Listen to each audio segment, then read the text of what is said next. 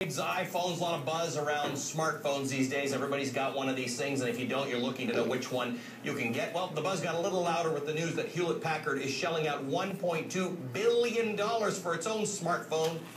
It's buying Palm. Now, what does this mean for the smartphone industry? I've been sort of racking my brain about this, and the fact is I just don't know enough about it. But that's why we have Shelley Palmer. This guy knows all about this stuff. He joins me from New York. He's our guru. Shelley, what does this mean to a guy like me? I'm sort of stuck with my BlackBerry, which I like just fine, but that's because I work for a company and this is what we use. What does this mean for folks who are saying, okay, I'm going to get a smartphone for the first time in the course of the next year or so? Who are the players that we need to be thinking about? To be honest, Ali, anybody who wants to have a smartphone should have a smartphone, and you shouldn't worry about what you buy from oh, is it going to last? No, it's not going to last. We're in a 3G world right now from a network standpoint. In 2 years to 2.5 years, we're going to be in a 4G world. So whatever you buy today is going to have a useful life of about 2 years to 3 years, maximally, mostly 2 years.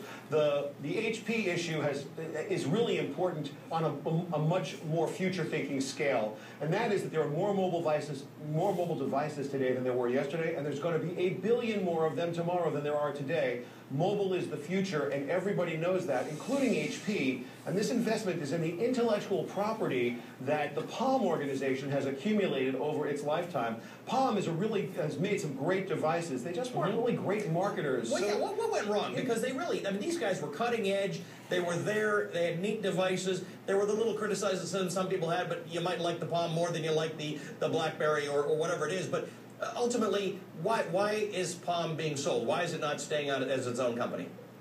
You know what? There's a lot of things that go into making a company successful, as you well know. There's the product itself, its features, there's the marketing of the product, and consumer acceptance. What Palm does have to offer, and what HP just bought, is the intellectual property, the patent portfolio, the knowledge base that they've accumulated. And HP's looking to the future. They're coming out with slate computers. They're coming out with touchscreen computers. This is an interesting point, Shelley. It's not a name that we necessarily, regular people, associate with that sort of basic research into technology, but they're doing it. They've got their labs in California where they got people who are just studying what's going on in the future.